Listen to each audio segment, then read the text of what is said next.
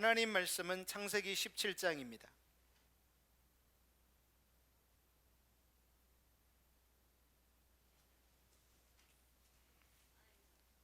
창세기 17장 1절에서 8절까지만 교독으로 읽도록 하겠습니다.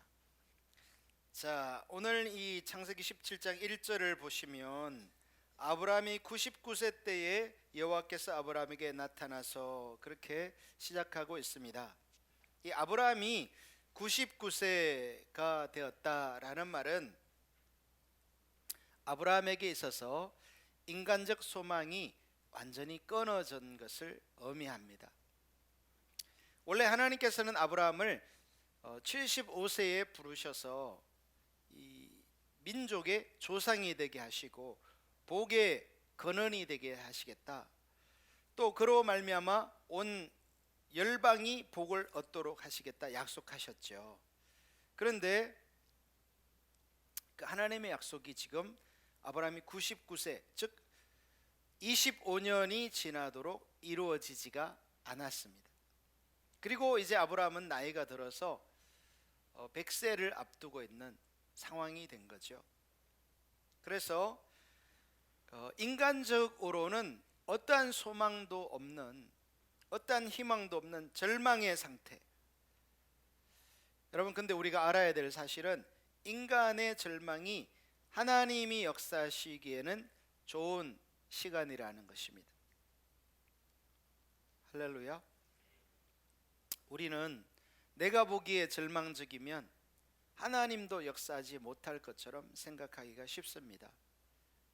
그러나 오늘 하나님께서 아브라함이 99세 때에 여호와께서 아브라함에게 나타났다라는 말은 아브라함에게는 소망이 없지만은 그것이 하나님이 역사하기는 좋은 시간이 됐다는 것을 의미하는 것입니다.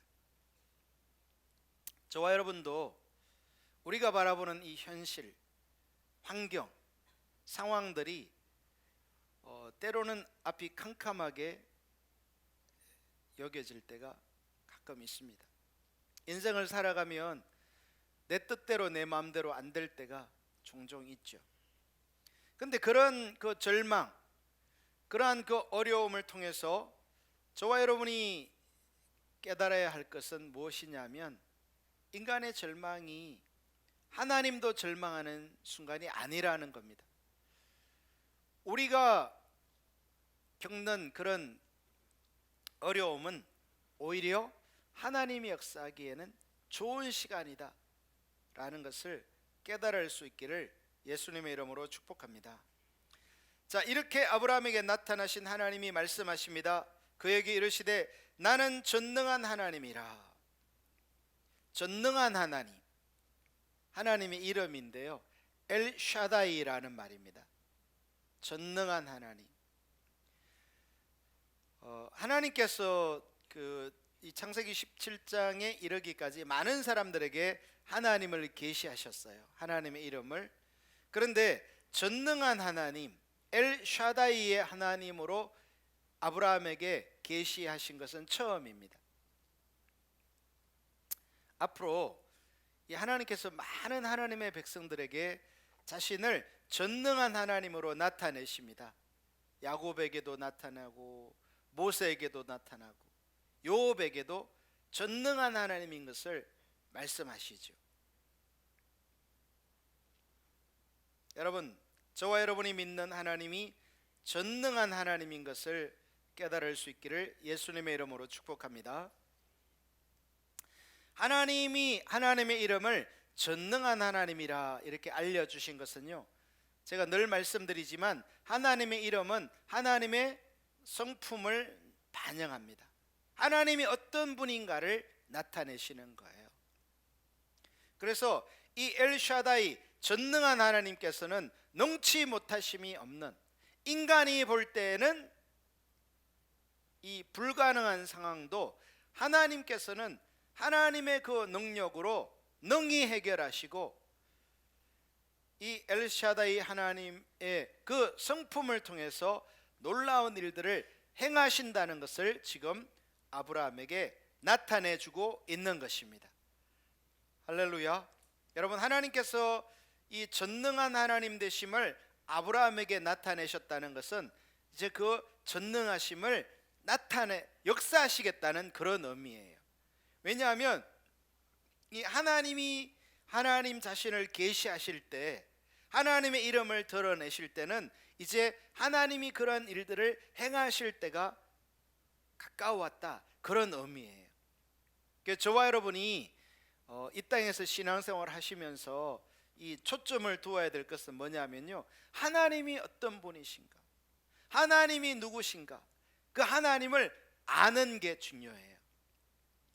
물론 저와 여러분이 하나님을 알기 위해서는 계시가 필요하겠죠. 즉 하나님이 누구신지를 알려주셔야 우리는 하나님을 알 수 있죠.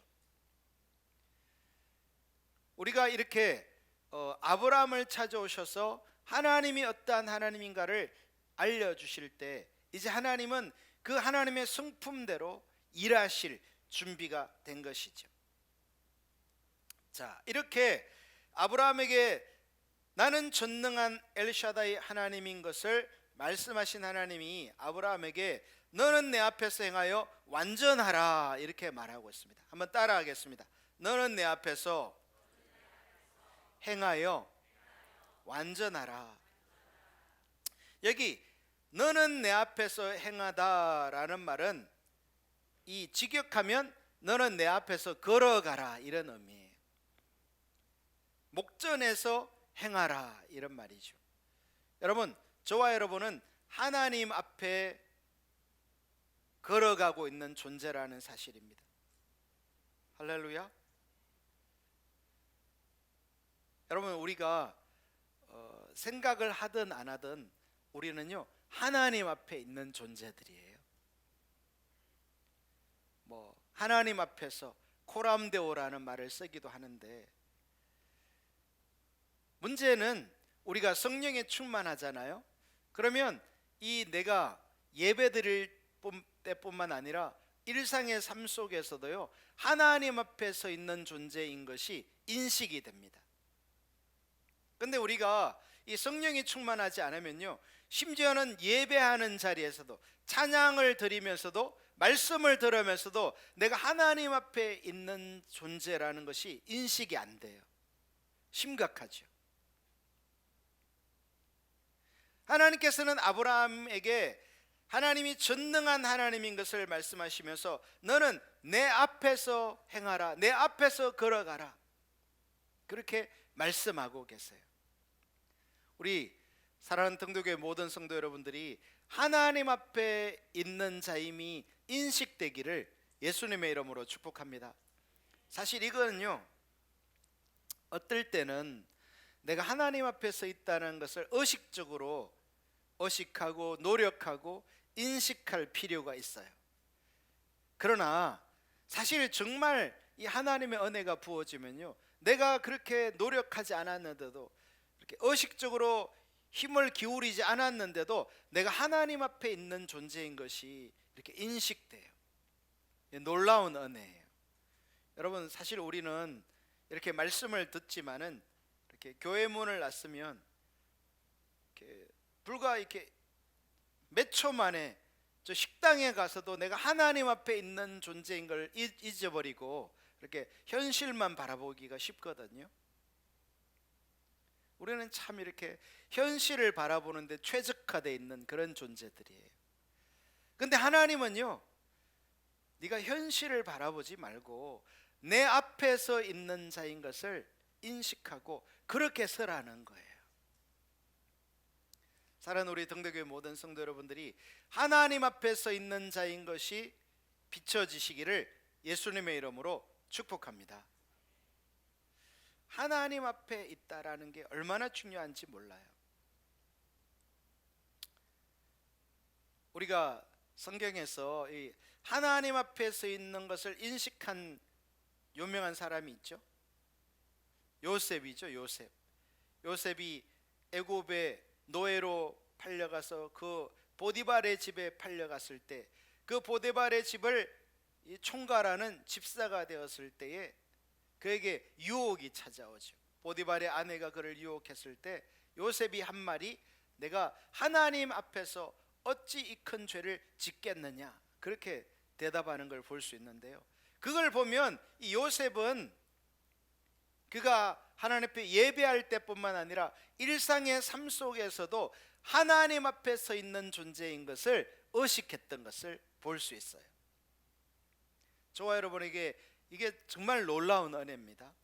하나님 앞에 서 있다. 여러분, 하나님은 사실 무소부재라고 하잖아요. 이 온 천지에 계시지 않은 곳이 없다, 그런 말이거든요. 그러나 그런 어떤 신학적 교리적 얘기 말고 내 인식 속에서 하나님이 나와 함께 하신다, 하나님이 내 앞에 계신다, 하나님이 나와 동행하신다는 것이 이 믿어지게 되면요, 우리는 두려울 게 없죠. 원수 마귀는 우리가 하나님 앞에 있다는 것을 의식하게 만들까요? 아니죠. 마귀는 우리로 하여금 세상을 따라가게 만들고, 마귀는 우리로 하여금 내가 좋아하는 물질이라든지 어떤 쾌락이라든지 내가 추구하는 것들을 의식하게 만들어 버리죠. 여러분, 근데 진정한 신앙은 하나님이 아브라함에게 지금 말씀하시는 너는 내 앞에 있다, 내 앞에서 걸어가는 자인 것을 알라, 그것이 깨달아지는 거예요. 예배할 때뿐만 아니라 길을 갈 때도, 밥을 먹을 때에도, 친구랑 대화를 할 때에도 늘 하나님이 내 앞에 계시다라는 것이 인식되어지면요, 우리는 삶이 근본적으로 달라지게 될 것입니다. 우리는 마치 하나님이 존재하지 않은 것처럼 살아갈 때가 많잖아요. 하나님은 하나님이 전능한 하나님이신 것을 아브라함에게 말씀하시면서 너는 내 앞에서 걸어가라 말씀하고 계세요. 우리 사랑하는 등대교회 모든 성도 여러분들도 하나님 앞에 서 있는 것이 비춰지고 깨달아지기를 예수님의 이름으로 축복합니다. 그러면서 내 앞에서 행하여 완전하라, 그렇게 말하고 있어요. 완전하라. 여러분, 이 완전하라라는 말은 탐임이라는 말인데, 이것은 비난할 것이 없는 흠이 없고 깨끗한 상태를 말해요.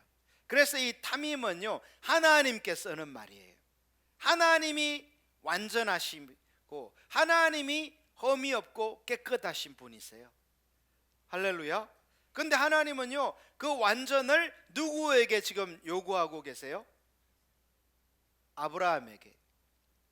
여러분, 근데 아브라함이 하나님 앞에서 완전할 수 있나요?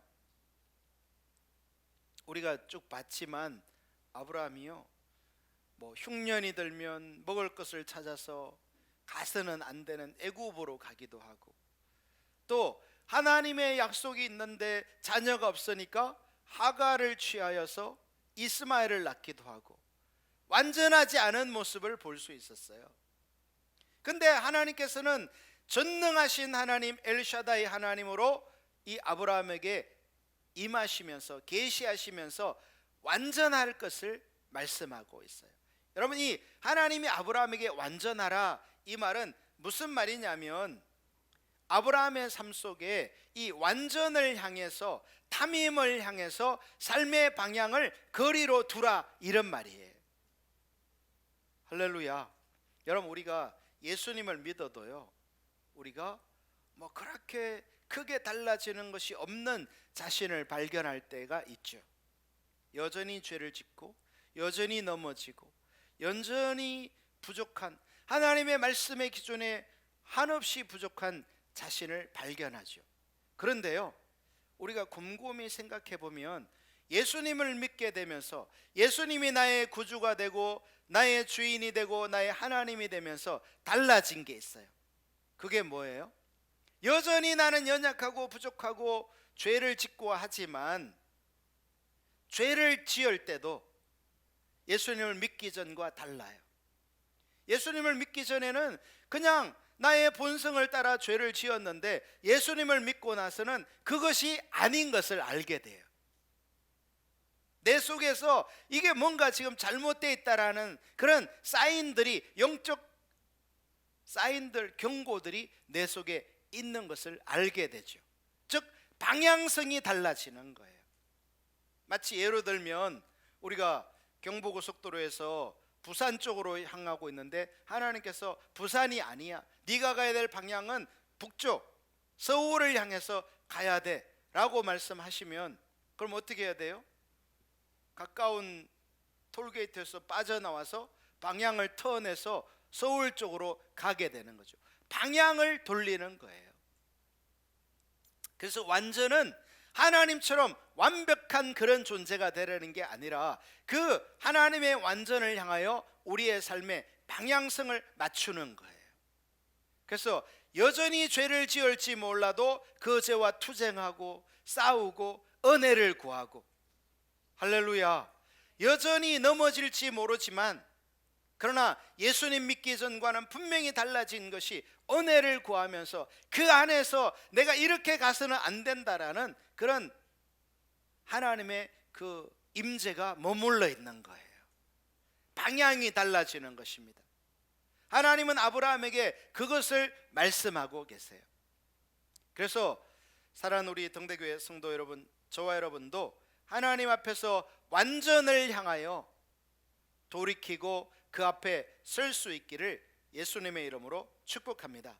특별히 여기 너는 내 앞에서 행하여 완전하라, 이 말씀을 하나님께서 자신이 어떤 분인지를 알려주시고 말씀하셨다는 게 중요해요. 즉 하나님은 전능한 하나님인 것을 말씀하시면서, 즉 능치 못하심이 없는 하나님인 것을 알려주시면서 우리로 하여금 완전을 향하여 방향을 돌이키게 하시는 거예요. 즉 우리의 완전을 누가 책임지시겠다는 거예요? 이것은 하나님이 책임지겠다는 거예요. 여러분, 그래서 나의 완전은요, 내가 완전해지는 게 아니에요. 하나님이 도와주시고 하나님이 은혜를 주시고 하나님이 나를 붙잡아 주실 때에 우리는 완전을 향해서 나아가게 되는 것입니다. 할렐루야.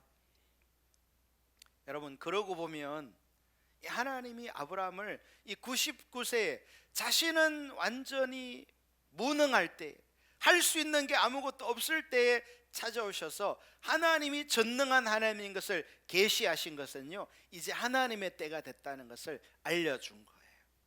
여러분, 우리의 삶 속에도 우리가 뭔가 할 수 있고 우리가 능력이 있다고 할 때는요, 하나님이 침묵하세요. 하나님이 기다리시죠. 그러나 우리가 하나님 앞에서 할 수 있는 게 아무것도 없는 자인 것을 인식하고 깨닫고 철저하게 은혜를 구하게 될 때 이제 주님의 시간이 찾아오게 될 줄로 믿습니다. 전능하신 그분이 우리의 삶 속에 개입하셔서 주님의 일을 이루실 시간이 찾아오는 거예요.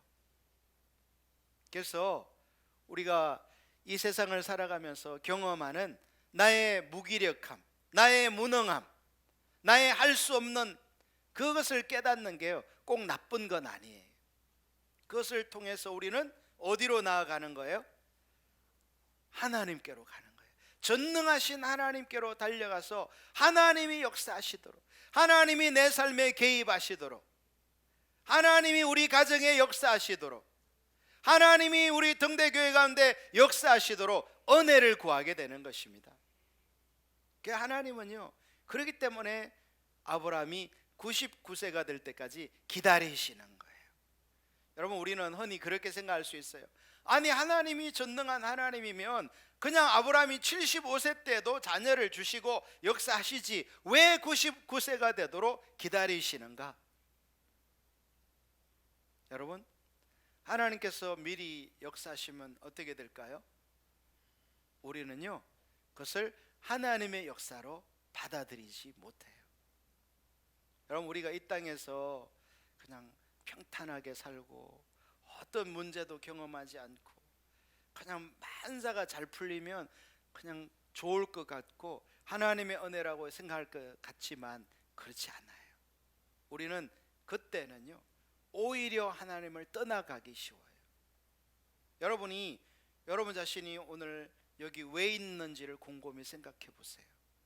여러분의 인생에 뭔가 어려움이 있고 내 힘으로 해결할 수 없는 그런 어떤 일들이 있었기 때문에 그것이 계기가 되어서 하나님께로 돌아온 거예요.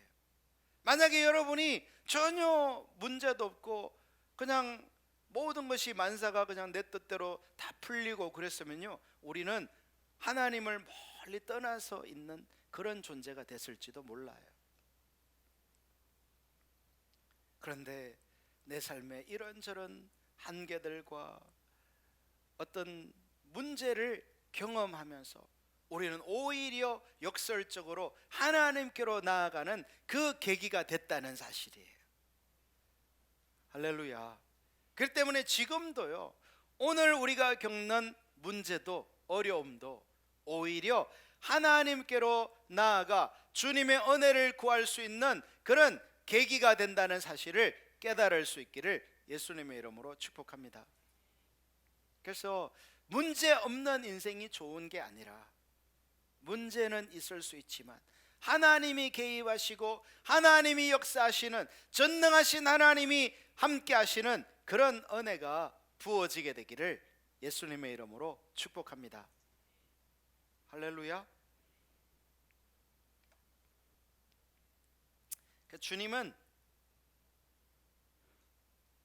아브라함의 연약도 아브라함의 부족도 다 아시죠.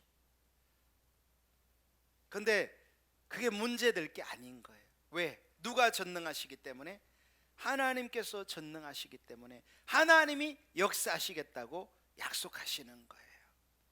내 앞에만 서 있으라는 거예요. 나에게만 오라는 거예요. 여러분, 그래서 저와 여러분은 자신의 한계와 무능력과 할 수 없음을 깨달을 때 그것이 절망이 아니고 나로부터는 절망이지만 그것이 끝이 아니라 살아계신 전능하신 하나님이 역사하신다는 것을 인식할 수 있기를 예수님의 이름으로 축복합니다. 그래서 우리 그리스도인들은요, 항상 기뻐하고 감사할 게밖에 없는 것 같아요. 왜냐하면 나의 절망이 하나님이 역사할 시간이 되는 거예요. 여러분, 우리가 잘 알지만은 이 모세와 이스라엘 백성들이 홍해 앞에 섰을 때 그들이 할 수 있는 건 아무것도 없었어요.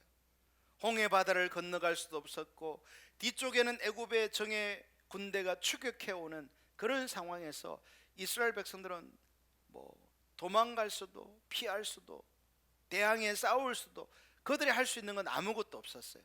근데 전능하신 하나님께서 어떻게 하세요? 홍해를 갈라서 그 바다를 마른 땅처럼 건너가게 하세요. 인간의 불가능이 하나님이 역사할 시점인 것을 깨달을 수 있기를 예수님의 이름으로 축복합니다. 자, 그래서 하나님이 2절에 말씀합니다. 내가 내 언약을 나와 너 사이에 두어. 자, 여기 보면요, 내가, 하나님이 누구의 언약을? 내 언약을, 하나님의 약속을. 여러분, 우리가 이미 그 창세기 15장에서 하나님과 아브라함 사이에 언약을, 계약을 맺는 것을 우리가 살펴봤잖아요. 아브라함이 이 짐승들을 준비해서 그것을 둘로 쪼개어 놓고 자기가 할 수 있는 낮 시간 동안에는 그 새를 쫓고 벌레를 쫓으면서 기다렸는데 이제 밤중이 되자 아브라함이 피곤해서 깊은 잠이 들었는데 그때 하나님께서 불꽃으로 나타나셔서 어떻게 하세요? 그 아브라함이 쪼개어 놓은 짐승 사이를 지나가시면서 하나님의 계약을, 언약을 맺으시는 것을 우리가 이미 살펴봤어요. 할렐루야. 하나님의 언약이에요. 어떤 분들은 아니, 성경 이 창세기 17장에서 하나님께서 아브라함 사이에 언약을 맺으시는 건 알겠고, 야, 아브라함은 좋겠다, 하나님이 찾아오셔서 언약을 맺었으니까. 근데 나에게는 그런 언약이 없지 않느냐, 이렇게 한탄할 분이 있을지 모르겠어요. 여러분, 그런데 그거는요 엄청난 착각이에요. 저와 여러분에게는요 놀라운 언약이 있어요. 할렐루야. 하나님께서 아브라함과 맺은 이 언약과 비교도 안 되는 크고 놀라운 언약의 주체가 있어요. 그게 누구예요? 예수 그리스도예요. 할렐루야. 여러분, 예수님은 저와 여러분과 언약을 맺으시고 그 언약에 의해서 우리를 구원하시고, 언약에 의해서 우리의 죄를 용서하시고, 언약에 의해서 하나님의 자녀 되게 하시고, 언약에 의해서 우리를 세상에서 이기는 자가 되게 하시고, 이게 예수님이 언약이기 때문에 그래요. 그래서 우리가 신약을 뉴 테스트먼트, 새로운 언약이라 예수님을 가리키는 거예요. 우리에게는 예수 그리스도로 말미암아 새 언약이 있는 줄로 믿습니다. 그 예수님은요, 제자들에게도 새 언약을 너에게 준다, 그렇게 말씀하고 계세요. 구약에서 하나님이 하나님의 사람들에게 많은 언약을 맺으셨는데 그 모든 언약보다 크신 언약이 예수 그리스도라는 언약이에요. 그런데 우리가 예수님을 믿으면 그 언약이 나와 예수님 사이에 맺어지는 거예요. 나는 부족하고 연약해서 그 언약을 이룰 수 없을 때에도 전능하신 이 하나님께서 그 언약을 성취해 가시는 거예요. 아멘. 그래서 우리는 이 언약의 하나님을 믿기를 즐거워하고 좋아하고 기뻐해야 되는 거예요. 하나님은 그래서 이 아브라함에게 말씀하세요. 내가 내 언약을 나와 너 사이에 두어. 아브라함이 연약하여 지킬 수 없을 때도 하나님은 하나님의 언약을 이미 반드시 지키겠다고 언약을 맺는 것을 우리가 창세기 15장을 살펴봤고, 그 언약의 성취까지 우리가 살펴봤잖아요. 430년이 흘러서 모세의 때에 이스라엘 백성들은 애굽에서 많은 재물을 이끌고 애굽을 탈출하는 것까지 우리가 살펴봤어요. 하나님은 언약을 맺으신 것은 반드시 이루십니다. 아멘. 근데 지금 문제는요, 아브라함이 나이가 99세예요. 하나님은 언약을 반드시 이루시는 거 우리가 믿고 아멘인데, 아브라함의 현실은 불가능해요. 아브라함 스스로는 아무것도 할 수 없는, 그가 15년 전에 하가를 취하여 이스마엘을 낳고 그런 잘못된 어떤 그 인본주의적인 방식은 취할 수 있었으나 하나님의 그 약속이 이루어질 어떤 조짐도 없는 그 시점이 되었을 때에 하나님이 아브라함을 찾아오셔서 언약을 갱신하고 계세요. 여러분, 우리가 언제 언약을 갱신합니까? 예를 들어서 전셋집에 들어갔는데 2년 계약을 했으면 2년이 끝나면 어떻게 해요? 재계약을 맺죠. 그게 언약의 갱신이에요. 여러분, 하나님은요, 아브라함에게 계속 반복적으로 창세기 12장에도 13장에도 15장에도 17장에도 찾아오셔서 계속 뭐를 주세요? 이 언약을 주세요. 아브라함이 어떤 낙심할 일이 있을 때마다, 환경이 자기가 바라볼 때 거꾸로 가는 것처럼 보여질 때마다 하나님은 아브라함을 찾아오셔서 하나님을 알려주시고, 그래서요, 이 묵시가 없으면 백성이 어떻게 행한다? 방자히 행한다. 자기 마음대로 행한다는 거예요. 즉 하나님이 계시로 하나님이 어떤 분인지 알려주지 않으면요, 저와 여러분은 내 생각대로 내 마음대로 할 수밖에 없는 존재인 거예요. 그런데 하나님이 전능하신 하나님, 엘샤다이의 하나님인 것을 보여주시면 우리는 어떻게 되는 거예요? 이제 그 언약을 붙잡고, 야, 하나님은 이 언약을 이루어 가시는 분이구나 하는 것을 믿게 되는 거예요. 내 현실은 어떠하든지 하나님의 그 약속은 반드시 이루어지게 되는 것입니다. 할렐루야. 그래서 우리는요, 그 하나님의 약속을, 언약을 믿음으로 받아들이고 그 믿음으로 하나님과 동행하는 사람이 되는 거예요. 할렐루야. 하나님은 우리 등대교회를 그 약속의 교회로 부르고 계세요. 아멘. 자, 그러면 하나님께서 아브라함에게 내 언약을 나와 너 사이에 두어 너를 크게 번성하게 하리라. 자, 한번 따라하겠습니다. 너를 크게 번성하게 하리라. 여러분, 여기 번성하게 하다라는 말은요, 이 번성이라는 말 자체가 심히 너무 많이 결실하다, 그런 의미예요. 번성이라는 말 자체가 그런데 하나님은 그 번성 말 앞에 뭐를 두었어요? 크게 번성하게 하리라. 번성 자체도 심히 열매를 많이 맺는 건데 그 앞에 뭐를? 크게. 여러분, 하나님은 이 아브라함이 지금 자녀도 없는데 나이가 99세가 됐는데, 왜냐하면 이미 이스마엘은 언약의 자손이 아니라고 하나님이 말씀하셨으니까 이스마엘은 뭐 하라 그랬어요? 내어 쫓아라. 인본주의를 우리의 삶에 내어 쫓아라. 우리가 2시간에 걸쳐서 살펴봤잖아요. 우리의 신앙에 자꾸만 찾아오는 인본주의를 계속 믿음으로 내어 쫓아야 되는 거예요. 그리고 이사야 54장을 통해서 번성하게 될 것을 우리가 지난 시간에 살펴봤죠. 어떻게 번성해요? 언약에서만, 약속에서만 그 번성이 있는 거예요. 아멘. 유업은 약속에서만 있는 거예요. 내가 너를 크게 번성하리라. 누가 번성하게 한다고요? 하나님. 내가. 여러분, 우리가 번성하게 만드는 게 아니에요. 하나님이 약속하시고 하나님이 그 일을 이루시겠다는 거예요. 할렐루야.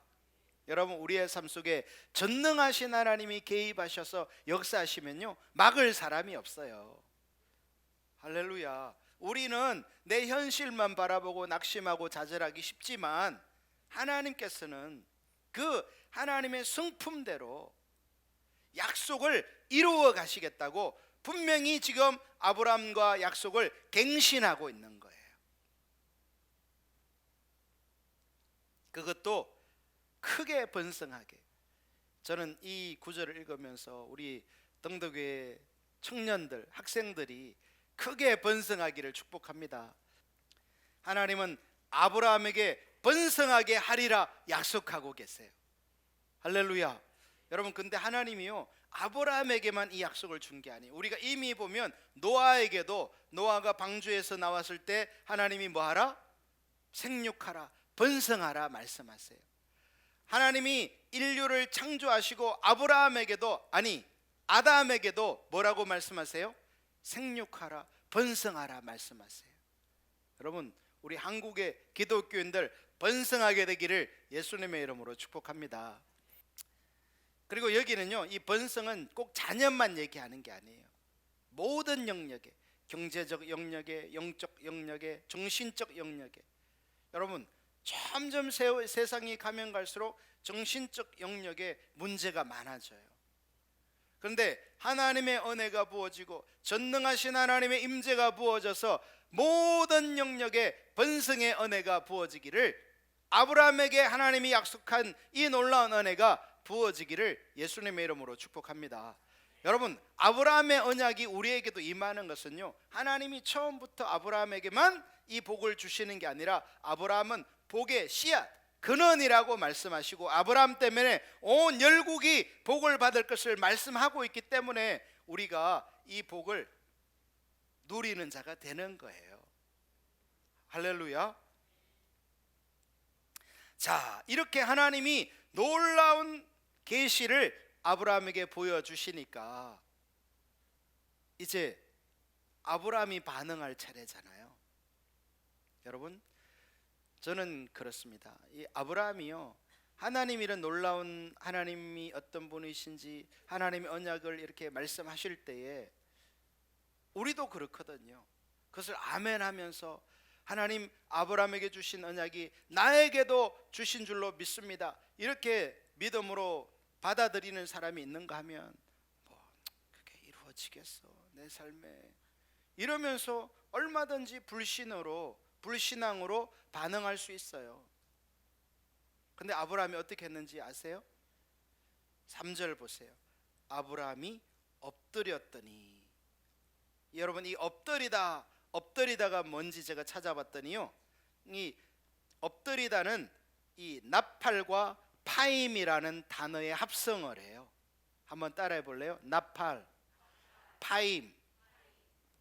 나팔은요, 떨어뜨리다, 땅바닥에다 대다, 그런 뜻이고요, 이 파임은 얼굴이라는 단어예요. 그러니까 하나님 앞에 엎드렸다라는 말은 얼굴을 뭐 한 거예요? 땅바닥에 댄 것을 말해요. 하나님 앞에서 이 양팔과 다리를 낮출 뿐만 아니라 얼굴을 땅에 대면서 하나님이 주신 그 약속이, 언약이 내게 그대로 이루어지기를 원합니다. 이렇게 한 것이 아브라함이 엎드렸다, 그런 말이에요. 할렐루야.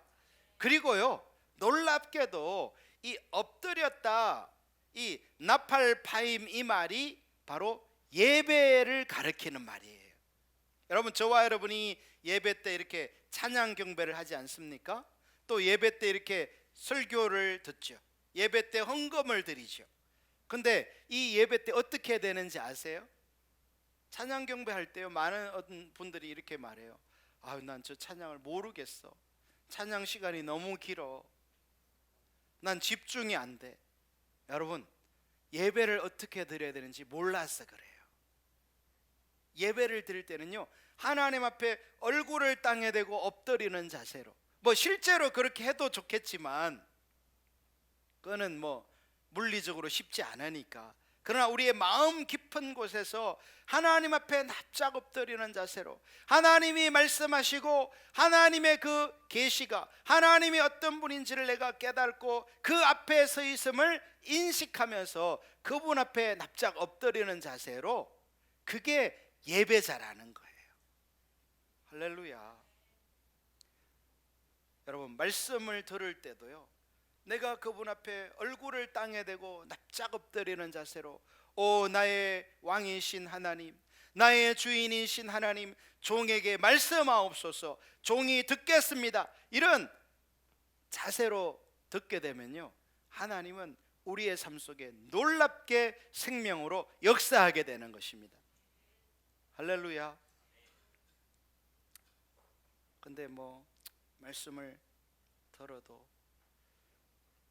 하얀 것은 종이고 검정은 글자고 나에게 무슨 상관이 있으랴, 이런 어떤 불신의 마음으로 듣게 되면요, 아무리 생명의 말씀도 나와는 전혀 상관이 없게 될 수 있어요. 우리가 이 예배자의 자세를 회복할 수 있기를 예수님의 이름으로 축복합니다. 놀랍게도 아브라함은 하나님이 내가 너 사이에 언약을 두어 너를 크게 번성하게 하리라 말씀하실 때, 아브라함은요, 그 말씀을 그대로 받아들인 거예요. 여러분, 이건 뭘 말하냐면요, 하나님이 말씀하셨는데 그것에 순종하는 이 자세는요, 이제 언약이 이루어질 때가 다가왔다는 뜻이에요. 왜 25년이 필요해요? 바로 이 자세가 필요한 거예요. 처음부터 이렇게 되면 너무 좋겠지만 저와 여러분은요, 그렇게 안 돼요. 우리는 삶을 통해서 빚어지고 다룸받고 하나님의 은혜가 부어지고 이런 시간들을 통해서 이제 믿음이 조금씩 자라나서 하나님이 이제 말씀하시면 그 말씀을 전적으로 신뢰하는 자리까지 나아가게 될 때에 하나님의 때가 다가오게 되는 것입니다. 아멘. 자, 아브라함이 엎드렸더니 하나님이 또 그에게 말씀하여 이르시되, 여러분, 우리가 엎드려야 하나님이 더 말씀하세요. 아멘하고 순종해야 하나님이 그 다음 단계를 열어가십니다. 하나님이 말씀하시고 하나님의 계시를 보여주셨는데도 그것을 소홀히 여기고 자기 생각대로 불순종하고 자기 마음대로 살고 이렇게 되면요, 하나님은 취소, 언약 취소, 이렇게 돼버려요. 하나님은 순종하는 믿음의 사람을 통해서 더 역사하세요. 할렐루야. 그래서 이 믿음이 중요해요. 믿음으로 반응할 때 하나님이 역사하시는 거예요. 아멘. 여러분, 원수 마귀가 우리로 하여금 믿음의 길을 가도록 할까요? 아니에요. 원수 마귀는 철저하게 우리를 믿음의 길을 못 가도록, 환경을 따라가도록, 불신을 따라가도록, 내 생각을 따라가도록, 세상의 방식을 따라가도록 만들어버려요. 그러나 하나님의 말씀은, 하나님의 언약은 우리로 하여금 하나님의 말씀에 동의하도록 우리를 믿음으로 이끄는 거예요. 여러분이요, 그래서 이 예배 드릴 때, 하나님의 말씀을 들을 때 납작 엎드려야 돼요. 저에게 엎드리는 게 아니라 하나님 앞에. 하나님, 내가 주님의 말씀을 소중하게 여깁니다. 하나님을 나의 주인으로 여깁니다. 하나님을 나의 생명으로 여깁니다. 여러분, 우리가 세상을 살아가면서 하나님 앞에 엎들 일이 참 많아요. 뭐냐면은 우리가 예를 들면 이렇게 남편과 아내 사이에, 부모와 자녀 사이에, 성도와 성도 간의 관계 속에서 이렇게 화가 나고 기분이 상하고 내 감정이 올라올 때가 있죠. 여러분, 그때 우리가 어떻게 합니까? 그냥 내 생각대로, 내 느끼는 대로 말하고 행동해요? 그게 아니에요. 우리는 하나님 앞에 엎드리는 자가 돼야 돼요. 할렐루야. 여러분, 우리가 이 아브라함이 하나님 앞에 행했던 이 믿음의 행동을 하게 되면요, 놀라운 회복의 역사가 일어나게 됩니다. 여러분이 이 땅을 살아가면서 관계 때문에 힘들고 어떤 회복이 필요하신 분들은요, 하나님 앞에 엎드리라는 사인이에요. 할렐루야. 마귀는요, 우리가 절대로 하나님 앞에 엎드리는 이 자세를 못 갖도록 방해해요. 그래서 네 마음대로 하도록, 네 뜻대로, 네 생각대로 하도록 자기가 주인된 삶을 부추겨요. 여러분, 언제나 마귀가 하는 일은 그겁니다. 근데 성령께서는 우리에게 하나님 앞에 엎드리도록, 하나님 앞에 순복하도록 우리를 이끌어 가신다는 사실이에요. 예수님께서도 제자들에게 아무든지 나를 따르려거든 자기를 뭐하라? 부인하라. 이 자기를 부인하는 게 바로 하나님 앞에 엎드리는 것을 말해요. 하나님께 동의하여, 오 주님, 주님이 옳습니다. 주님이 최선입니다. 주님이 생명입니다. 동의하면서 그 앞에 순복하여 나아가게 되면요, 하나님이 역사하시는 거예요. 그런데 마귀는 우리로 하여금 그런 믿음의 길을 못 가도록 염려하게 만들고, 근심하게 만들고, 걱정하게 만들고, 불신에 빠지게 만들고, 그게 사단이 하는 일이에요. 여러분, 우리는 원수 마귀에 속아서 세월을 낭비하지 말고 주님 앞에 동의하여 납작 엎드리게 되기를 예수님의 이름으로 축복합니다. 그래서 우리가요, 이 성경을 창세기부터 계시록까지 찾아보면 믿음의 사람들은요, 언제나 동일하게 하나님의 말씀 앞에 엎드렸어요. 아브라함이 그랬고, 사무엘이 그랬고, 다윗이 그랬고, 모세가 그랬고, 모든 믿음의 사람은 예외가 없어요.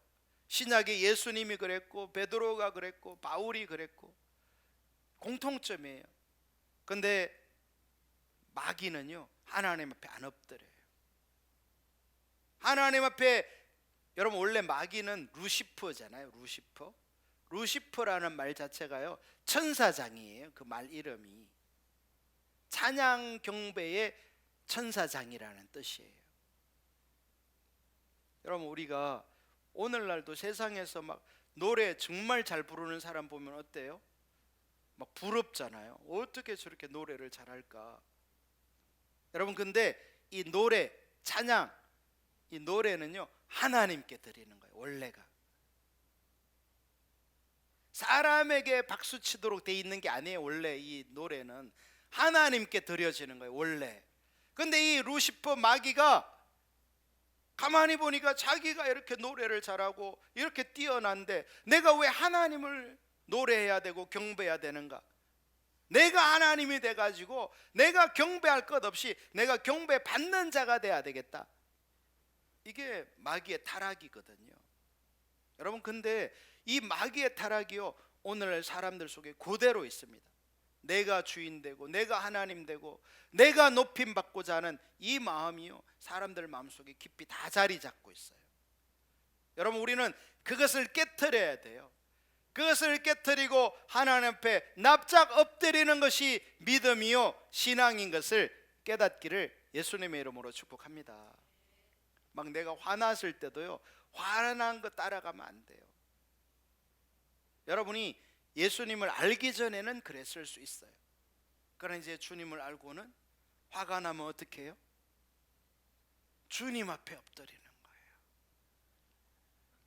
여러분, 우리가요, 모든 상황 속에서 하나님 앞에 엎드리는 이 자세를 가지면요, 하나님이 역사하기 시작해요. 개인에게도 역사하고, 가정에서도 역사하시고, 직장에서도 역사하시고, 교회에서도 역사하시고. 할렐루야. 여러분, 교회가 이 천국 되려면요, 다 하나님 앞에 엎드려야 돼요. 근데 막 교회가 이게 막 난장판이 되는 교회는요, 자기가 막 주장해요. 큰 소리를 막 쳐요. 교회에서 나는 막 이렇게 생각한대요. 여러분, 교회는 하나님 앞에 엎드리는 믿음의 사람들이 모인 거예요. 할렐루야. 그래서 우리가 전에는 하나님 앞에 엎드리기를 거부한 자였으나 이제는 저와 여러분 모두가 다 예수 그리스도 왕 되신 그분 앞에, 우리가 맨날 찬양하잖아요. 왕이신 나의 하나님. 노래만, 입술만 부르고 안 엎드리면 왕 앞에 뻣뻣하게 서 있는 사람은 저놈의 목을 쳐라, 다 죽는 거예요. 왕 앞에 어떻게 해야 돼요? 그냥 납작 엎드려요. 사극 안 보셨어요? 안 보셨나요? 사극 보면 다 뭐라 그래요? 성은이 망극하옵나이다 하면서 쫙 엎드리잖아요. 여러분, 그게 우리가 예수님을 믿는 바른 자세예요. 할렐루야. 그래서 요한계시록 4장과 5장에 보면 하늘의 천군 천사들이 뭐해요? 뭐해요? 하나님 앞에 엎드리는 거예요. 24장로들이 뭐해요? 금면류관을 벗어, 그 이딴 면류관 필요 없다는 거예요. 하나님 앞에 그 벗어 던져버리면서 뭐 하는 거예요? 엎드려. 할렐루야. 이게 예배자인 거예요. 아멘. 목이 뻣뻣하면 어떻게 돼요? 그냥 한 대 맞는 거지. 여러분, 이 독사, 코브라 같은 거 사람 공격하려고 할 때 어떻게 해요? 이렇게 떼아리를 틀고 있는 상태에서 공격하지 않아요. 딱 공격하려 그러면 딱 이렇게 목을 쳐들어요. 이게 이제 공격할 준비가 됐어, 이런 뜻이. 그때 조심해야 돼요. 근데요, 그런 독사를 그냥 이 막대기를 가지고 탁 치면요, 그냥 부러져 버려요. 이렇게 땅을 기고 있는 뱀 쳐도 안 부러져요, 그냥. 근데 이 딱 공격 준비하고 이렇게 서 있는 독사를 치면요, 부러져. 왜요? 이 이제 뼈가 뻣뻣해서 딱 세워졌기 때문에 그때 부러지는 거예요. 여러분, 우리가 하나님 앞에서도 납작 엎드리면 안전한 거예요. 하나님의 은혜가 막 임해요. 생명이 임해요. 할렐루야. 근데 자기가 왕 되고 자기가 주인 되어서 뻣뻣해지면요, 이제 하나님의 은혜가 걷어지는 거예요. 하나님의 생명이 사라지는 거예요. 우리 사랑하는 성도 여러분, 저와 여러분은 주님 앞에 아브라함처럼 납작 엎드리게 되기를 예수님의 이름으로 축복합니다. 그랬더니 하나님이 또 그에게 말씀하여 이르시되 보라 내 언약이. 여러분, 계속 말씀하죠. 누구의 언약? 나의 언약. 2절에서도 내 언약을 나와 너 사이에 두리라. 4절에서도 보라 내 언약이 너와 함께 있으니 너는 여러 민족의 아버지가 될지라. 할렐루야. 여러 민족, 이것은요, 문자 그대로도 아브라함은 여러 민족의 아버지가 되었어요. 그러나 이 말의 진정한 의미는 아브라함으로 인해서 많은 민족들이 생겨나게 됐는데, 이 말의 진정한 의미는 영적 의미예요. 즉, 이 세상의 나라 민족과 상관없이 이제 예수 그리스도를 믿는 자들은 이 아브라함의 영적 후손이 되는 거예요. 할렐루야. 저와 여러분이 예수님을 믿는 아브라함의 영적 후손인 것을 깨달으시기를 예수님의 이름으로 축복합니다. 그래서 아브라함은요, 믿음의 조상됨이 중요한 거예요. 왜냐하면 우리도 이제 무슨 길을 가야 되는 거예요? 믿음의 길. 눈에 보이는 대로 가는 게 아니라, 현실을 따라가는 자들이 아니라 뭐로 사는 거예요? 믿음으로. 성경은 그래서 이 믿음은 믿음에서 어디로 간다? 믿음으로. 믿음 있는 자가 더 믿음으로 간다 이 말이에요. 근데 우리가 믿음으로 살지 않으면 우리는 불신에 빠지게 되고, 그 불신은 우리를 뭐로 만들어 버려요? 더 불신으로 가도록 만들어 버리는 거예요. 그래서 우리는 그 불신에서 불신으로 가는 사람이 되면 저주 아래 놓이는 거예요. 우리는 믿음에서 믿음으로 아브라함처럼 나아갈 수 있기를 예수님의 이름으로 축복합니다.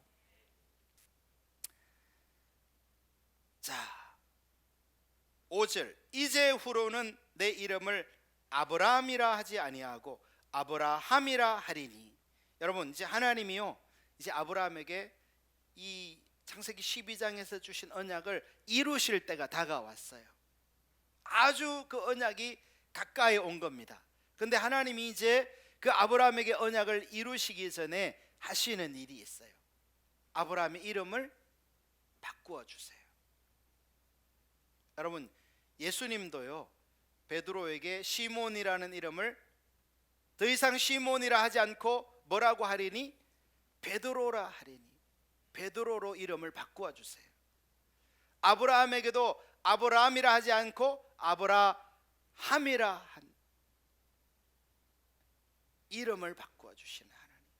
야곱에게도 이스라엘이라 하리니. 사라에게도 사레라 하지 않고 사라라 하리니. 하나님의 역사가 가까우면요, 이름을 바꾸어 주세요. 물론 뭐 저와 여러분이 계명만 한다고 하나님 역사하는 건 아니겠죠. 믿음으로 주님을 따라갈 때에 하나님이 역사하시는 거예요. 할렐루야. 그리고 그 아브라함은 뜻이 뭐예요? 내가 너를 여러 민족의 아버지가 되게 함이니라. 보십시오. 지금 99세가 돼서 인간적으로는 어떤 소망도 없는데 전능하신 하나님이 개입하시고 언약을 갱신시키시면서 이제 아브라함으로 하여금 여러 민족의 아버지가 되는 그 일을 성취시키겠다는 거예요. 여러분, 그래서 우리는 이 세상을 살아가면서 어떤 환경적인 어려움, 어떤 현실적인 공경, 좌절, 여러분, 그게 끝이 아닙니다. 나의 한계는 하나님이 역사할 시간인 것을 기억하셔야 돼요. 할렐루야. 옆 사람에게 알려주세요. 당신의 한계는 하나님이 역사할 시간입니다.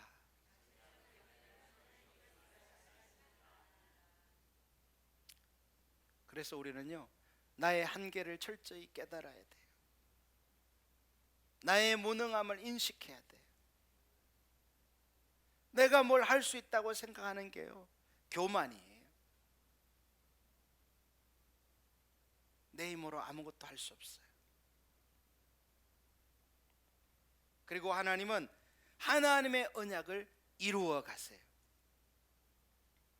여러분, 우리가 이 신앙이 어릴 때는요, 나의 요구가 많아요. 내가 바라고 원하는 바가 이루어졌으면 좋겠다, 이렇게 생각하는 거예요. 그런데 우리 믿음이 자라면요, 나의 요구, 나의 바람이 이루어지는 게 좋은 게 아니라 하나님이 이루고자 하는 그것이 이루어져야 하는 것을 깨닫게 되는 거예요. 여러분, 하나님의 언약, 하나님의 약속이 이루어지는 게 우리에게도 좋아요. 할렐루야. 여러분, 어린아이가 요구하는 대로 다 주면 어떻게 돼요? 칼을 요구하고 사탕을 요구하고 맨날 그런 것만 먹으면 어떻게 되나요? 아이가 큰일 나죠. 여러분, 아이를 우리가 양육할 때 부모님이 이 좋은 것을 알아서 아이에게 주려고 하면요, 어린아이들이 거부할 때가 종종 있어요. 우리 성도들도 하나님이 보시기에 하나님의 언약이 이루어지기에 좋은 거거든요. 근데 우리들은 그 하나님의 언약에는 관심이 없을 수 있어요. 그리고 내가 원하는 바, 내가 바라는 바가 이루어졌으면 좋겠다, 이렇게 생각한단 말이에요. 여러분, 내가 바라고 원하는 것보다 하나님의 뜻이 이루어지는 게 좋은 거예요. 예수님이 뭐라고 하셨어요? 너희는 먼저 그의 나라와 그의 의를 구하라. 하나님의 나라를 구하라는 거예요. 하나님의 뜻을 구하라는 거예요. 아멘. 여러분, 그래서 내가 바라는 바도 있고 내가 원하는 바도 있지만 그것은요, 주님 앞에 맡겨드리고 우리가 하나님의 뜻을 구하여 순종하는 삶을 살게 되면 그 나머지의 것들은 하나님이 보시기에 좋은 대로 다 이루어 가세요. 아멘. 내가 주인 되어 있으니까 내가 보기에 좋은 것이 이루어져야 좋은 줄로 생각할 수 있지만요, 그게 아니에요. 나의 것은 하나님께 내리고 하나님이 말씀하시는 그것이 이루어지도록, 그게 우리가 믿음이 자라는 과정이에요.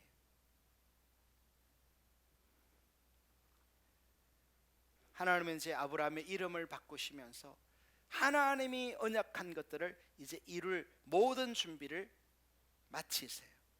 이제 때가 된 거예요. 여러분, 우리도 이 땅에 살아가는 날 동안에 하나님은 우리를 빚으시기를 원하세요. 믿음의 사람 되기를 원하세요. 하나님의 언약을 저와 여러분을 통해서 이루시기를 간절히 원하세요. 그게 하나님의 뜻이에요. 오늘 우리가 이 아브라함을 보면서 우리의 믿음도 이렇게 아브라함처럼 자라나게 되기를 예수님의 이름으로 축복합니다.